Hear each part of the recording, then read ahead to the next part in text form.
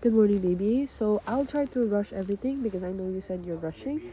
I'm hoping to try to teach everything within like an hour, and I'll make sure that you'll have some practices.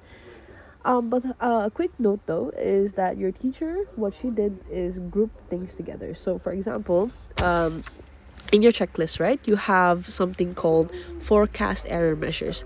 Forecast error measures basically refer to all of these are forecast error measures. And I think even this, no, wait, what is this called? These are called forecast error. Yeah, there's also forecasting models, and these are forecasting models. So she basically, what she's done is that she's grouped things together. So please don't feel like I didn't follow your list. I did. It's just that the list contained more and your teacher just grouped things together. But no worries, I'm gonna try to wrap things up quickly. This is part one, and I'm hoping to either end here or here. And as we go on, I'm only gonna answer the first three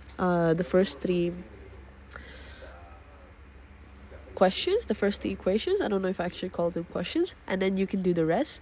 And as for the answer, if you want to double check it, I will give you the paper that I've worked on, so you can double check it yourself. I think this is easier like this, easier in like almost like an Excel file, because of the fact that this whole entire thing has a proper sequence to it. Like, for example, I can't calculate mean error without basic error. I can't calculate this without that. I can't calculate it. So please bear with me. I'll try to wrap things up. So we'll start with naive forecast. Naive forecast, very simple. Naive forecast. Naive forecast basically said that if you want to forecast for any period, it is simply the previous period's actual value. So I don't think you should write anything here because it's very simple. And by the way, your teacher calls this demand forecasting or simple forecasting. Yeah, so whatever. So we'll call it, but I think we should still stick to its actual name, which is the naive forecast. Naive forecasting, what does it do? Well, it's like I previously said, right? It's basically just telling you that if you want to find the value, right here we're trying to find the value for period 8. If you want to find a value for that, well, that value is actually just the previous period's value. So what is the value of period 8 under naive forecasting? Well, it's 80. Why? Because that was the previous period's value. So what is the value for period 7 in naive forecasting then? It is going to be 67, and then 39. And then you can do the rest, 39. Because logic wise here, we don't know the value for 80, but we know the previous value is 70. So under naive forecasting, it's 80. We don't know the value for period 7 in naive forecasting, but we know the previous value is 67. So we put it at 67. And then we don't know the value for period 6 in naive forecasting, but we know the previous period 5, has a demand of 39. So under naive forecasting, the period 6 has a value of 39. Simple. I hope that I didn't rush it too much. I'm sorry. And now here, this is moving average. We have the simple moving average, and we also have the weighted moving average. Now, unfortunately for this exercise, I'm only gonna be showing you the simple moving average. But I will explain to you the concept of weighted moving average, so don't worry about that. And also, I'm just gonna write this really pretty, 39. And then you answer this. I'm not gonna answer that for you. How dare you? But yeah. So moving average, I think you might actually want to write this one. Moving average. So let's start with number 1 here. Number 1, moving average. Moving average.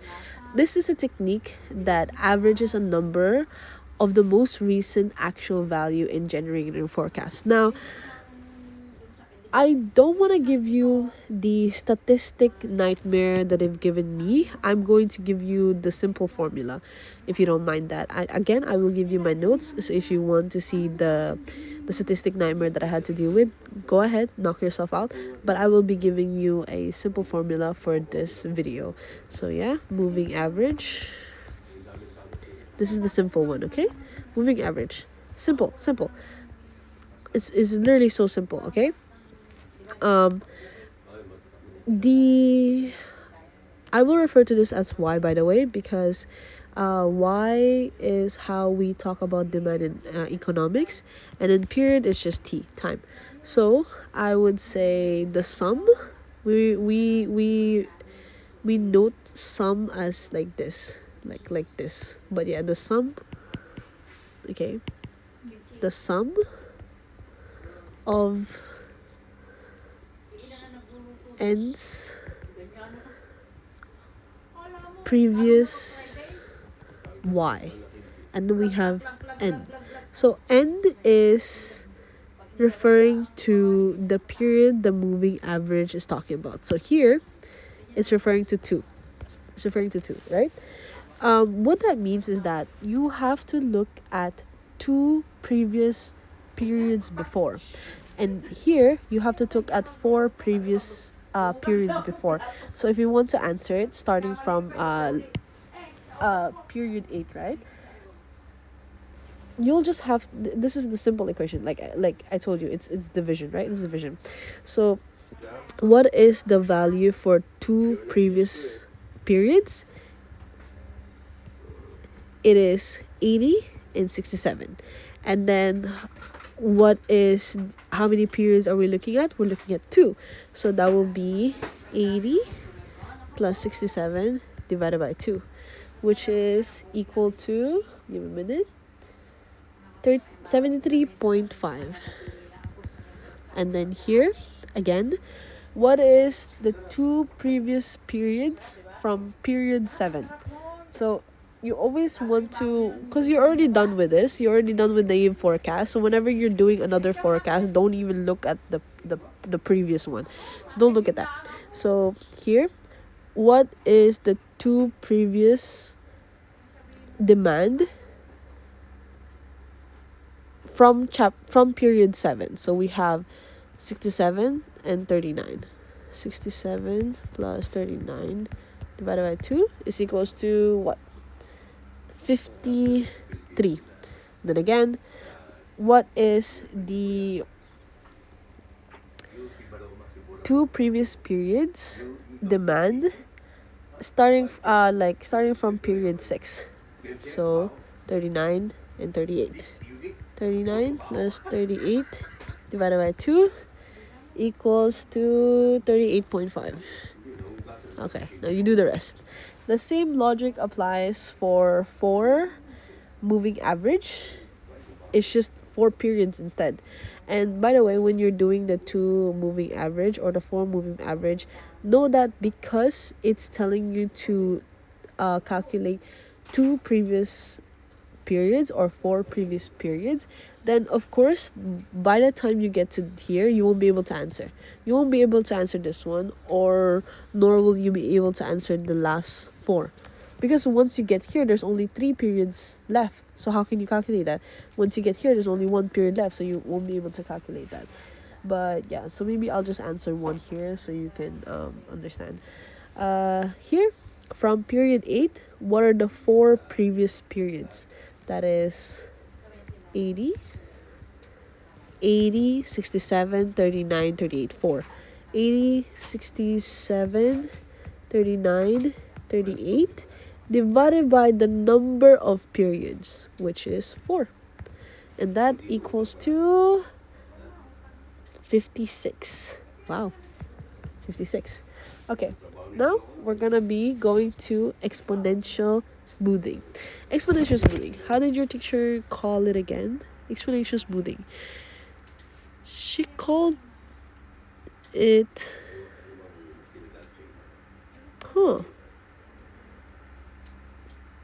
She just said simple exponential smoothing, but it's actually just exponential smoothing. But yeah, so How do we do exponential smoothing? I can write down some notes here for you. So this is number 2 for us. Number 2. Okay, number 2. It is a weighted average method that is based on the previous forecast plus a percentage of the forecast error. How do I write that down? Okay.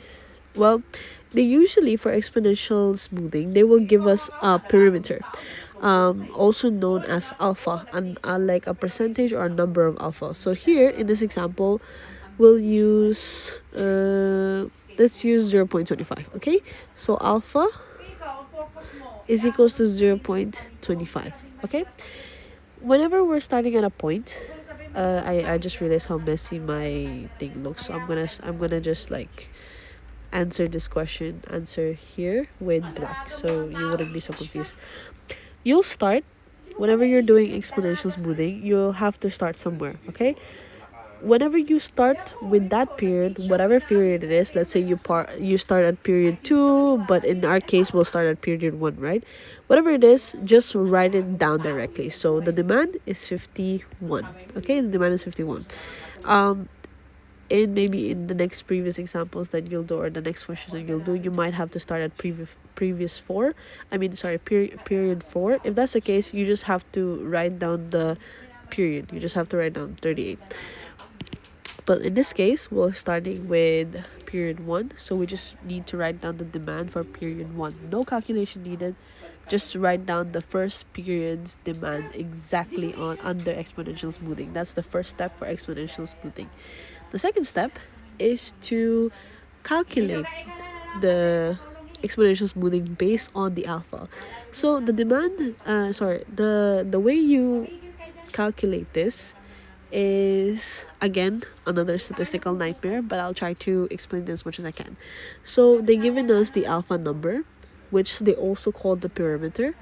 But yeah, alpha number times previous end data, or previous periods data, plus 1 minus alpha times the previous forecast.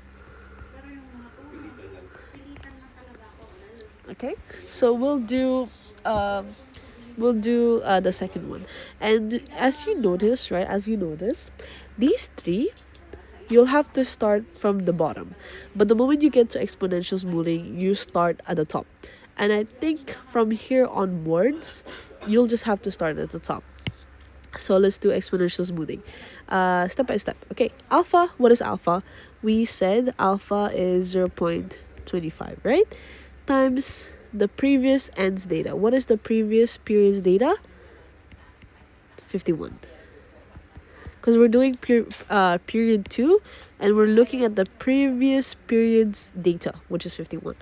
And then plus 1 minus 0.25, like again, alpha, times the previous forecast. What is the previous forecast? The previous forecast is this.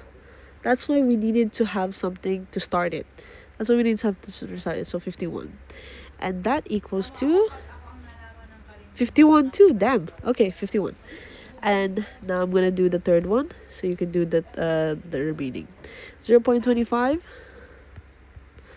times, what is the previous period's demand?